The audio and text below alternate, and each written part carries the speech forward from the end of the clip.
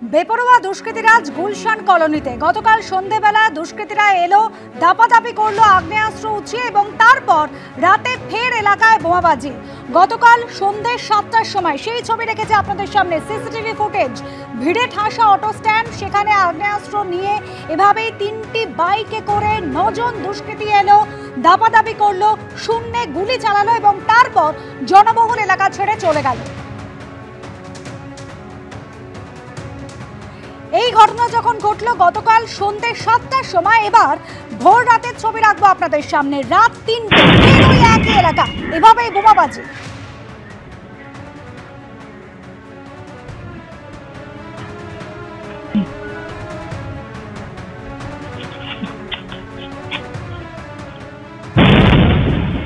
এভাবেই সিসিটিভিতে বোমাবাজির হাড়হিম করা ছবি ধরা পড়েছে।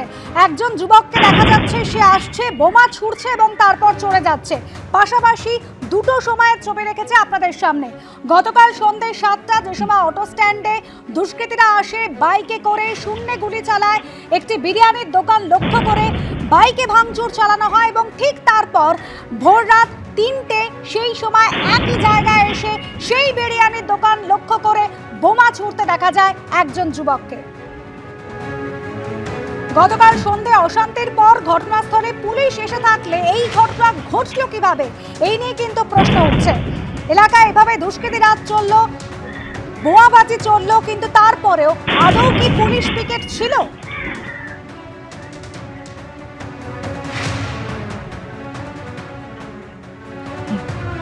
গুলশান কলোনি অটো স্ট্যান্ড এলাকায় রাত 3টের বোমাবাজির ঘটনা।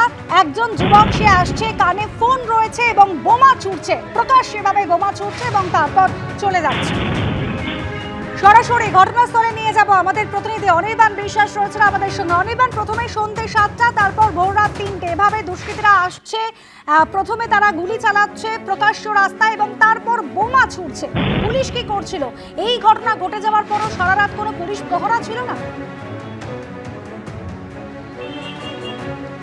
দেখো, পুলিশ কি করছিল সেই প্রশ্ন তো অবশ্যই আসবো, কিন্তু তার আগে তোমাকে জানিয়ে রাখি যে কলকাতা পুলিশের তরফে ইতিমধ্যে একটি টুইট করা হয়েছে, যে টুইটে কিন্তু বলা হচ্ছে যে বিশ্বস্ত সূত্রে তারা কিন্তু বিভিন্ন জায়গায় তদন্ত চালিয়েছে এবং যে এআরএস আছে অর্থাৎ অ্যান্টি রাউডি সেকশন, তারা কিন্তু এই এন্টালি থেকে 2 জনকে গ্রেপ্তার করেছে। তাদেরকে মনে করা হচ্ছে গুলশান কলোনির ঘটনায় তারা কিন্তু যুক্ত রয়েছে এবং একজনকে কিন্তু গ্রেপ্তার করা হয়েছে নারকেলডাঙ্গা থেকে। 3 জনের ছবিও ইতিমধ্যে প্রকাশ করেছে এবং আগ্নেয়াস্ত্র যে উদ্ধার করা হয়েছে সেই ছবিও কিন্তু ইতিমধ্যে কলকাতা পুলিশের তরফে প্রকাশ করা হয়েছে। এই 3 জন কারা, আমরা স্থানীয় একজনের সঙ্গে কথা বলবো, আমাদের সঙ্গে রয়েছেন এখানে, তার সঙ্গে কথা বলে নেবো। এই যে 3 জনের ছবি দেখা যাচ্ছে, আপনি যদি একটু দিকে সরে আসেন, এই যে 3 জনের ছবি দেখা যাচ্ছে, এই 3 জন কারা আসলে? সাদা টি শার্ট পরে আছে সাজিদ, এই জামা পরে আছে মধু, আর ব্লু গেঞ্জি যে পরে আছে তার নাম আছে ছোট্টা রাজা। আমাকে 100% দিব্যেন্দুকে একটু এগিয়ে আসতে বলবো দেখানোর জন্য। এই যে 3 জন আছে, একজন সাদা জামা পরে রয়েছে, ইনি হচ্ছেন সাজিদ। হ্যাঁ, তার মাঝখানে যিনি রয়েছে, তার মাঝখানে রয়েছে মধু, এবং যিনি একদম নীল রঙের টি শার্টে, সে আছে ছোট্টা রাজা। এই 3 জনে কি গতকালকে এখানে যে গন্ডগোল হয়েছিল বা যে দুষ্কৃতীরা এসেছে তাদের মধ্যে 3 জন ছিল? 3 জনই ছিল, আপনি দেখতে পারেন, সিসি ক্যামেরা দেওয়া গেছে ফুটেজ, আপনি দেখতে পারেন কেরম কেরম করছে। সাজিদ দুটো হাতে দুটো মেশিন, ছোট্টা রাজা চাপড় নিয়ে বোটে মারছিল, ভাঙচুর করেছে, বিরিয়ানির ডব্বা ফেলেছে, আর মধু মেশিন নিয়ে পুরো ঘোরাচ্ছিল, পাবলিককে ভয় খাওয়াচ্ছিল। আপনি দেখতে পারেন ফুটেজে গাড়ির থেকে মানুষ কেরম পালাচ্ছে, দোকান বন্ধ করে পালাচ্ছে। গতকালকে গুলশান কলোনির যে ঘটনা, সেই ঘটনায় যে অস্ত্র নিয়ে দাপাদাপি, তাতে এই সাজিদ, মধু এবং এই ছোট রাজা 3 জনই ছিল। ছোট্টা রাজা 3 জনই ছিল, আর আছে ওর সঙ্গে আরো ছেলে এখন ধরা পড়েনি। তুমি দেখতেই পাচ্ছ যে কলকাতা পুলিশের তরফে যে টুইটটি করা হয়েছে, সেই টুইটে কিন্তু লেখা হচ্ছে যে এন্টালি থানা এলাকা থেকে 2 জনকে গ্রেপ্তার করা হয়েছে এবং একজনকে গ্রেপ্তার করা হয়েছে নারকেলডাঙ্গা থানা এলাকা থেকে। একটি 1 শাটার এবং একটি দেশি 7mm পিস্তল, এবং এই যে 3 জনের ছবি যে দেখানো হচ্ছে, তার মধ্যে সাদা রঙের টি শার্টে যিনি রয়েছেন ডান পাশে তিনি হচ্ছেন সাজিদ, মাঝখানে যিনি রয়েছেন তার নাম মধু, এবং নীল রঙের টি শার্টে যিনি রয়েছেন তার নাম হচ্ছে ছোট্ট রাজা। এই তিনজনই কিন্তু গতকাল এখানে উপস্থিত ছিল, যেমনটা আমাদের প্রত্যক্ষদর্শী যিনি ছিলেন, যিনি কিন্তু গোটা ঘটনা প্রত্যক্ষ করেছিলেন, তিনি কিন্তু জানালেন, তিনি কিন্তু আইডেন্টিফাই করলেন। অর্থাৎ পুলিশ যখন সন্দেহ রয়েছে যে এরা গুলশান কলোনিতে যুক্ত থাকতে পারে, টুইট করে তারা যখন জানাচ্ছে যে তারা সন্দেহ করছে যে এরা যুক্ত থাকতে পারে, তখন কিন্তু স্থানীয় বাসিন্দারাই একেবারে কিন্তু স্বীকৃতি দিয়ে দিচ্ছে যে হ্যাঁ, এই তিনজন কিন্তু গতকাল এই 9 দুষ্কৃতীর মধ্যেই ছিল এবং এই তিনজন কিন্তু একেবারে এই যে নিউ বিরিয়ানি হাউস, সেই বিরিয়ানি হাউসের সামনে যে দাপাদাপি চলছে দুষ্কৃতীদের, সে সময় কেউ কিন্তু চাপড় মারছিল একেবারে বিরিয়ানি হাউসের হোর্ডিংয়ে, যে হোর্ডিংটি রয়েছে সেখানে কেউ কিন্তু বন্দুক উঁচিয়ে একেবারে এখানে তাণ্ডব নৃত্য করছিল এবং অপর একজন তিনি কিন্তু দু হাতে দুটি বন্দুক ধরেছিল। অর্থাৎ তিনজনকে যে ইতিমধ্যে গ্রেপ্তার করেছে এআরএস, সেই তিনজনের আইডেন্টিফাই করা গেল, স্থানীয় বাসিন্দারা আইডেন্টিফাই করে দিলেন এবং তিনজনে কিন্তু হচ্ছেন ছোটা রাজা, মধু এবং সাজিদ।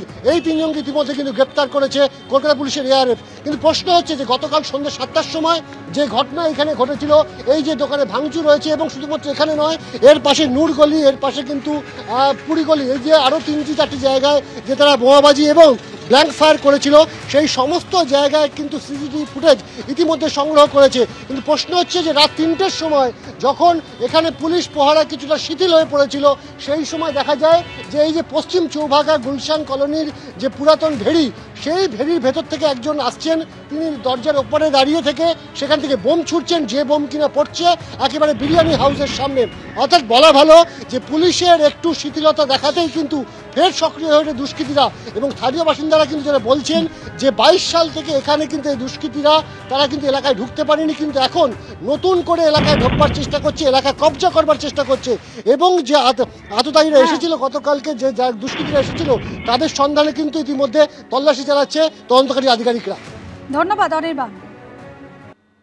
আলিপুর চিড়িয়াখানায় 2 বাঘিনীর মৃত্যু ঘিরে রহস্য তৈরি হয়েছে। পরপর 2 দিনে মৃত্যু হয়েছে 2 বাঘিনীর। ময়নাতদন্তের জন্য 3 জন পশু চিকিৎসকের বিশেষ দল গঠন করা হয়েছে। তৈরি করা হয়েছে তদন্ত কমিটিও। মাত্র 24 ঘন্টার ব্যবধান, পরপর 2 দিনে দুটি বাঘিনীর মৃত্যু হলো আলিপুর চিড়িয়াখানায়। মৃত্যুর কারণ নিয়ে তৈরি হচ্ছে ধোঁয়াশা। সামনেই পুজো পেরোলেই শীতের মরশুম, ভিড় উপচে পড়বে চিড়িয়াখানায়, কিন্তু আর দেখতে পাওয়া যাবে না রূপা ও পায়েলকে। সোমবার দিন ও মঙ্গলবার দিন পরপর আলিপুর চিড়িয়াখানায় সাদা বাঘ রূপা এবং ডোরা কাটা বাঘ পায়েলের মৃত্যুর ঘটনা ঘটে। পায়েল কানা হচ্ছে 2005 সালে উড়িষ্যা থেকে, অন্যদিকে রূপার জন্ম হয় আলিপুর চিড়িয়াখানাতে। সাদা বাঘ অনির্বাণ এবং কৃষ্ণার সন্তান ছিল রূপা। রূপার বয়স হয়েছিল 21 বছর, পায়েলের বয়স হয়েছিল 17 বছর। বাঘিনীদের মৃত্যুর কারণ খতিয়ে দেখতে গঠন করা হয়েছে তদন্ত কমিটি। দুটোই আমি সঙ্গে সঙ্গে আমাকে রিপোর্ট দেওয়া হয়েছে, তো দুটোই বয়সজনিত কারণে হচ্ছে। তবু আমি ভালো করে তদন্ত করে রিপোর্ট দিতে বলেছি। প্রত্যেকে ভালো করে আবার রিপোর্ট চেয়েছি আমি। এটা যদি জঙ্গলের বাঘ হতো, তাদের মধ্যে ইনফাইটিং এ মারা গেছে ধারণা করা যেত, কিন্তু যেহেতু এটা খাঁচার বাঘ, একটা খাঁচায় জন্মেছিল, একটা বাইরের থেকে, তাও বহুদিন হয়ে গেছে, এরা অভ্যস্ত হয়ে গেছে চিড়িয়াখানার পরিবেশে। বনের বাঘ খুব বেশি হলে 17 পর্যন্ত বাঁচে।